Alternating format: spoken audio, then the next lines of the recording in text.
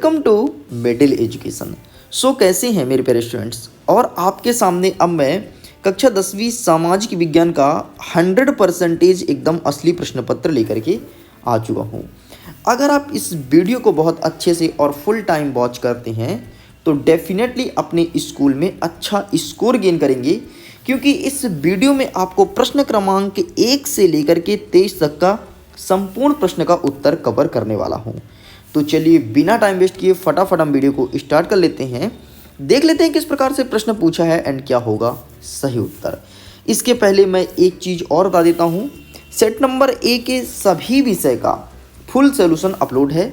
Set number B के गणित विषय का सोल्यूशन अपलोड कर दिया हूँ।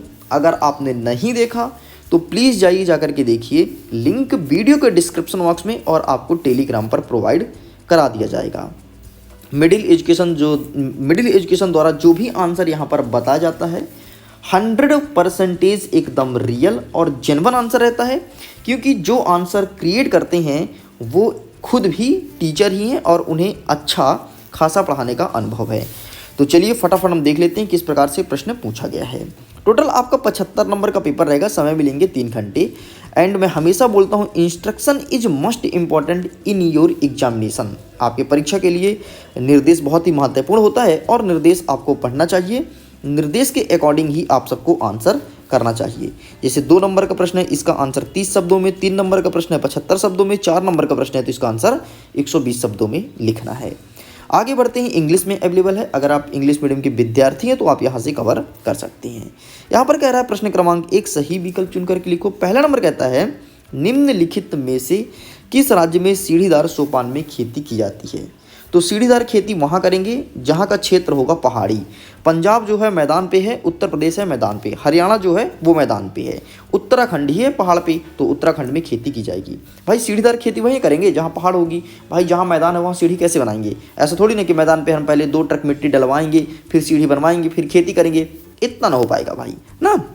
इसका सही आंसर आपको उत्तराखंड लिखना है। सेकंड नंबर कह रहा है कि किसी देश की आर्थिक शक्ति का आधार होता है। यदि तुमको किसी देश की आर्थिक शक्ति जानना है कि कितनी शक्ति है किसी देश के अंदर, तो कैसे पता चलेगा? कृषि उद्योग या फिर सॉफ्टवेयर उद्योग, विनिर्माण उद्योग या फिर आयात और निर्यात। तो इसका सही आंसर आपका होगा ऑप्शन नंबर 1 कृषि उद्योग। और आपको पता है हमारे हिंदुस्तान में 56% GDP में कृषि का योगदान है, मतलब किसान भाइयों का योगदान है। इसी कारण से हमारा देश ग्रोथ कर रहा है। जिस दिन हम सब किसान बगावत में आ जाएं, किसानी करना बंद कर दें, जो शहर पर बैठे हैं कुर्सी में लोग बाग जो AC का हवा खा रहे हैं वो भूखे मर जाएंगे, एकदम कहे राक्षसों की तरह हो जाएंगे, है ना। वो सब किसान भाई कारण जिंदा है, मतलब हम सब के कारण ही जिंदा है। भाई हम भी एक किसान ही हैं। आगे देखते हैं, तीसरा नंबर कहता है कि अफ्रीका में पशुओं में फैली बीमारी थी। अफ्रीका एक महाद्वीप है, उसमें जो पशु पर बीमारी फैली थी उसे क्या कहते हैं? तो उसे कहते हैं रिडर पेस्ट, अर्थात ऑप्शन नंबर 7 को टिक करना है। आगे बढ़ते हैं, नेक्स्ट हमारा चौथा नंबर कहता है सविनय अवज्ञा आंदोलन के समय भारत के वायसराय कौन थे। तो यहाँ पर आपको सिंपल सा बताना है लॉर्ड माउंटबेटन, अर्थात ऑप्शन नंबर 7। लेकिन आई एम नॉट श्योर, अगर किसी को इसका रियल आंसर पता है जो आपके अनुसार हो सकता है तो कमेंट सेक्शन में जरूर लिखना। बाकी इसका सही आंसर आपको लॉर्ड माउंटबेटन लगा देना है। ठीक, आगे बढ़ते नेक्स्ट कहता है हमारा संसार के अधिकतर देशों में सरकार विद्यमान है। तो किस प्रकार से सरकार विद्यमान है? तो पूरे संसार के जितने भी देश हैं वहाँ पर लोकतांत्रिक चलता है, मतलब जनता वोट करते हैं प्रत्यक्ष रूप से और सरकार का चयन करती हैं। नेक्स्ट कहता है कुल उत्पादन की दृष्टि से विकसित देशों में इस क्षेत्र का प्रभाव अधिक पड़ता है। किस क्षेत्र का प्रभाव अधिक पड़ता है? तो इसका सही आंसर आपको लिखना है प्राथमिक क्षेत्र। जैसे कि मैंने पहले ही बोला कि कृषि का 56% योगदान है, बाकी आपका कुछ हो गया उद्योग और कुछ हो गया सेवा क्षेत्र। ठीक, तो यहाँ पर आपको ऑप्शन नंबर 1 को टिक करना है। प्राथमिक में कृषि आता है, द्वितीयक में उद्योग आता है और तृतीयक में सेवा क्षेत्र आता है। जैसे जो मैं वीडियो शूट कर रहा हूँ आपको पढ़ा रहा हूँ, ये सेवा क्षेत्र के अंतर्गत आएगा। ठीक, मतलब टर्सरी तृतीयक के अंतर्गत आएगा। इस प्रकार से इंग्लिश में अवेलेबल है क्वेश्चंस। अगर आप इंग्लिश होने के विद्यार्थी तो इंग्लिश में देख सकती हैं। आगे कहता है प्रश्न क्रमांक 2 रिक्त स्थान की पूर्ति कीजिए। पहला नंबर कहता है गांधी जी के दर्शन पर 1974 में सुमेसर डैश डैश संसाधनों का उपयोग का उल्लेख किया। तो यहाँ पर आपको सत्याग्रह लिख देना है। क्या लिखेंगे? सिंपल सा सत्याग्रह, इतना लिख के कंप्लीट करना है। नेक्स्ट कहता है सेकंड नंबर, हीराकुंड बांध किस राज्य में स्थित है? तो हीराकुंड बांध है आपके उड़ीसा राज्य में। तो सिंपल से यहाँ पर आपको उड़ीसा लिख देना है। तीसरा नंबर कहता है, जब फ्रांस छींकता है तो बाकी यूरोप में सर्दी जुकाम हो जाता है। यह कथन किसका है? तो यह है मेटरनिख का है कि जब फ्रांस छींकता है तो सारे यूरोप में सर्दी जुकाम हो जाता है। बताओ, गजब बात है। फ्रांस छींका, सबको सर्दी जुकाम हो गया। मतलब समझ रहे हो, मतलब फ्रांस बहुत तगड़ा देश है, ये कहना चाहता है। नेक्स्ट कह रहा है चौथा नंबर, कपास या ऊन आदि के कटाई के लिए तैयार किया जाता है तो क्या कहते हैं उसे? इसका आंसर आप मुझे बताएंगे कमेंट सेक्शन में। आपके लिए छोड़ रहा हूँ एक प्रश्न, ठीक है? आपको बताना पड़ेगा कमेंट सेक्शन में लिख करके। बाकी बहुत ही सरल आंसर है, बहुत ही सरल आंसर है, ठीक। अरे भाई, ऊन की कटाई तैयार करने के लिए करना होता है, क्या करना होता है ना?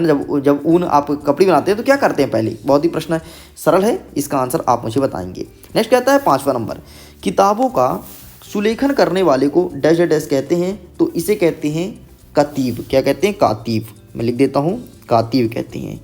चलिए नेक्स्ट कह रहा है हमारा छठवां नंबर, बेल्जियम की राजधानी क्या है? तो ब्रुसेल्स है। बच्चे को पता है तो ब्रुसेल्स लिख देना है, ठीक। मैं तो चाहता तो इसको ही पूछ लेता, लेकिन फिर ज़्यादा हो जाएगा, और भी पूछेंगे आगे, टेंशन मत लो। तो ये रहा इंग्लिश में। चलिए अब हम फटाफट सही जोड़ी को मैच करते हैं, ध्यान से देखिएगा। पहला कहता है सुंदरवन डेल्टा, तो ये पश्चिम बंगाल में, बच्चे को पता है। नेक्स्ट कहता है सीमेंट उद्योग, तो ये गुजरात में है, बच्चे को पता है। अभी बच्चे बोलेंगे मुझे तो पता नहीं किस बच्चे को पता है। रक्त और लौह की नीति किसने लाई थी? तो बिस्मार्क में लेकर गया था, ठीक। जिस प्रकार से हमारे यहाँ सरदार पटेल काम कर रहे थे, उसी प्रकार से यूरोप में बिस्मार्क काम कर रहा था। नेक्स्ट कहता है कोई मुद्रा नहीं, तो आपका सिंपल सा वस्तु विनिमय हो जाएगा। जब वस्तु का आदान प्रदान होता है तो मुद्रा काम नहीं करती है। श्रीलंका एक द्वीपीय देश है और 8वीं अनुसूची में भाषा के बारे में लिखा गया है। 8वीं अनुसूची की तरह हमारे भारत देश में 22 भाषाओं को मान्यता प्राप्त है। ये भी कंप्लीट होता है। आगे बढ़ते हैं। नेक्स्ट कहता है सत्य और असत्य।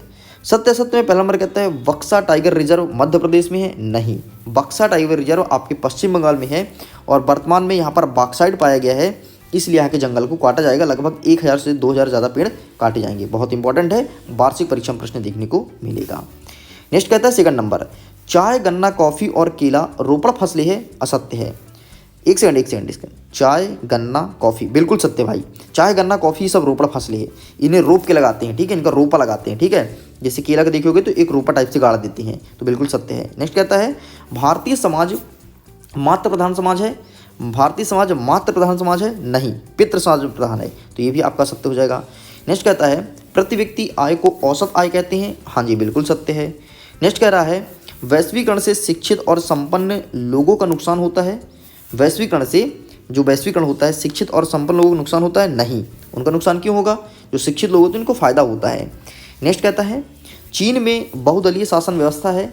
नहीं भाई, चीन में केवल एक दलीय है और एक ही नेता है पिछले 25 से 30 साल तक, 30 साल से, ठीक है। और आज भी वही नेता है, तो चीन में एक दलीय है, बहुदलीय नहीं है। इस प्रकार से पूरा सही गलत भी आपका कंप्लीट हो गया। आगे बढ़ते हैं। नेक्स्ट कहता है प्रश्न क्रमांक 5, जिसमें कहता है एक वाक्य में उत्तर दीजिए। हमारा पहला नंबर कहता है कि विश्व की सबसे लंबी राजमार्ग सुरंग कौन सी है? तो अटल सुरंग आपको लिखना है, अटल सुरंग। नेक्स्ट कहता है संगीत की पुस्तक का प्रकाशन किसने किया था? तो इसका आंसर हमें बताएं कमेंट सेक्शन लिख करके, ठीक, बताइएगा। दूसरा प्रश्न आपके लिए, ठीक, बस 2 ही प्रश्न हुआ, टेंशन मत लो, ठीक है। संगीत की पुस्तक का प्रकाशन किसने किया था? नेक्स्ट कहता है, और बहुत ही सरल है, इनका नाम सब जानते हो, सब सुने हो इनका नाम, है ना, तुम्हारी किताब में भी उल्लेख है, अब इतना हिंट दे दिया हूँ। नेक्स्ट कहता है लिंगानुपात किसे कहते हैं? तो 1000 पुरुष की तुलना में कितनी महिलाओं की संख्या, इसे कहते हैं लिंगानुपात। नेक्स्ट कहता है चुनाव हारने वाले दल को क्या कहते हैं? तो विपक्ष कहते हैं। नेक्स्ट कहता है जब हम लैंगिक विभाजन की बात करते हैं तो हमारा अभिप्राय क्या होता है? तो हमारा अभिप्राय ये होता है कि समाज द्वारा स्त्री और पुरुष में असमानताएं हैं, तब हम लैंगिक विभाजन की बात करते हैं। अगर समानताएं होती तो हम ना तो लिंग की बात करते, ना तो पुरुष और महिला करते, ठीक। नेक्स्ट कहता है स्वयं सहायता समूह के गठन का मुख्य उद्देश्य क्या है? तो ग्रामीण महिलाओं को जीविका प्रदान कराना, ये है स्वयं सहायता समूह का मुख्य उद्देश्य। और आजकल SHG मतलब स्वयं सहायता समूह बहुत ज़्यादा चल रहे हैं।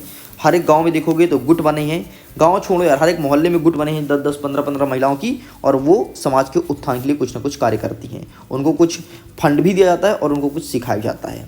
तो इस प्रकार से प्रश्न क्रमांक 1 से लेकर के 5 तक पूरा कंप्लीट कर दिया हूँ। 6 कह रहा है सतत पोषणीय विकास किसे कहते हैं? और अथवा में कहता है कि काली मिट्टी की 2 विशेषताएं बताइए। तो हम इसमें से देखेंगे सतत पोषणीय विकास, तो ये रहा आपके सामने।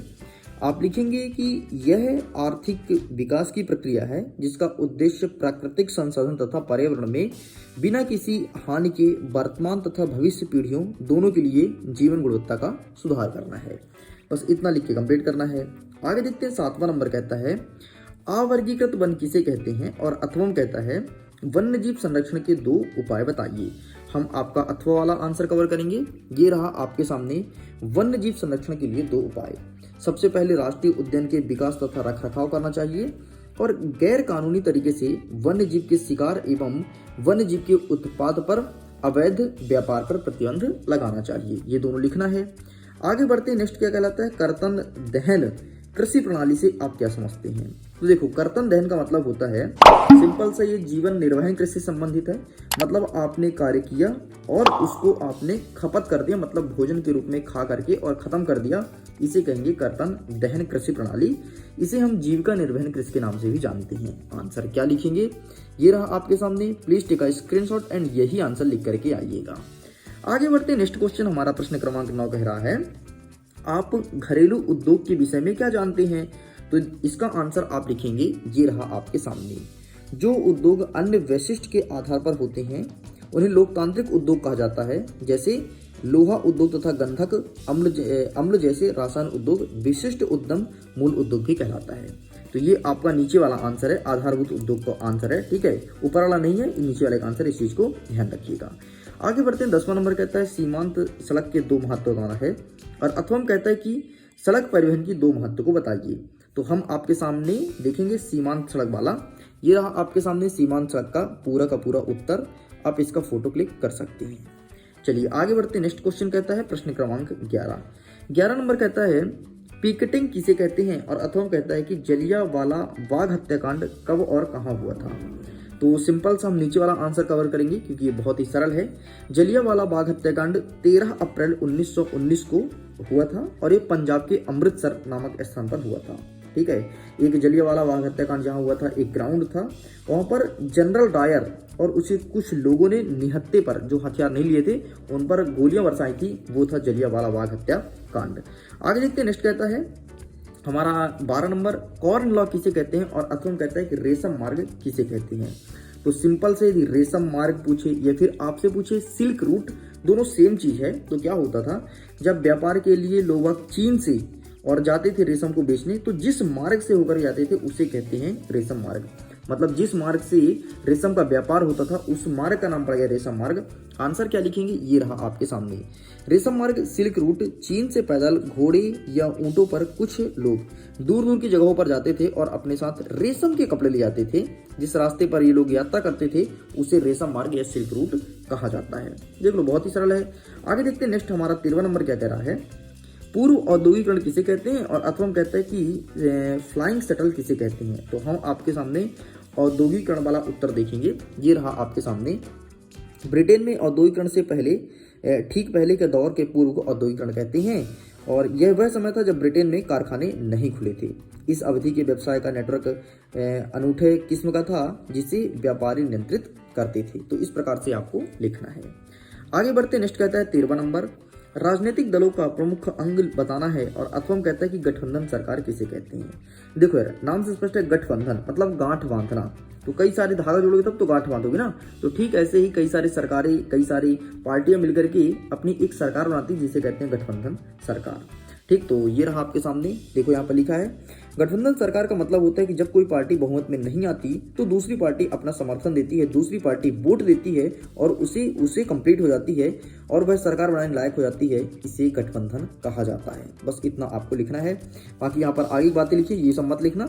इसे गठबंधन कहते हैं, इतना लिख के कंप्लीट करना, क्योंकि प्रश्न भी तो 2 नंबर का है ना। यदि 3 नंबर या 4 नंबर का होता तो हम बड़े आंसर लिखते। आगे देखते हैं हमारा नेक्स्ट कहता है प्रश्न क्रमांक 15 नंबर कहता है लोकतंत्र किस तरह उत्तरदायी, जिम्मेवार और वैध सरकार का गठन करता है। अथवम कहता है कि भारत एक लोकतांत्रिक देश है, स्पष्ट कीजिए। ये रहा आपके सामने, टेक अ स्क्रीनशॉट, आप इसका फोटो क्लिक कर सकते हैं। चलिए बेटा आगे बढ़ते हैं। नेक्स्ट कहता है प्रश्न क्रमांक 16 नंबर कहता है कि अंतिम उत्पादन किसे कहते हैं और अथवम कहता है कि संगठित क्षेत्र किसे कहते हैं। तो ये रहा जी आपके सामने अंतिम उत्पादन किसे कहते हैं, आप इसका फोटो क्लिक कर सकते हैं। Got it. चलिए आगे बढ़ते हैं। नेक्स्ट 17 नंबर कहता है निवेश किसे कहते हैं और अथवा कहता है कि वैश्वीकरण से क्या आशय है। तो ये रहा आपके सामने निवेश किसे कहते हैं। किसी राष्ट्र की अर्थव्यवस्था में विश्व की अर्थव्यवस्था के साथ समन्वय को ही वैश्वीकरण कहते हैं। ठीक, मैं आपके सामने निवेश नाम वैश्वीकरण का उत्तर लेकर गया हूँ। निवेश का मतलब होता है किसी चीज को खरीदना या फिर किसी चीज में इन्वेस्ट करना। ठीक, तो वैश्वीकरण का उत्तर आप देख लो, ये रहा आपके सामने। अच्छा, वैश्वीकरण का मॉडल कब आया था, किसी को पता है क्या? नहीं पता तो मैं बता देता हूँ। 1991 में 1991 में 3 मॉडल आया था। LPG, liberalisation, privatisation, globalisation. यदि मैं हिंदी में बोलूं तो वैश्वीकरण, निजीकरण और उदारीकरण 1991 में आया था। इस चीज को ध्यान रखना, आपके वार्षिक परीक्षा में 1 नंबर का प्रश्न मैं बता दिया हूं। आगे देखते हैं 18 नंबर कहता है पंचांग और पेचबुक गुटका को समझाइए और अथवा कहता है कि गुटेनबर्ग प्रेस और बार्नाकुलर एक्ट को समझाइए।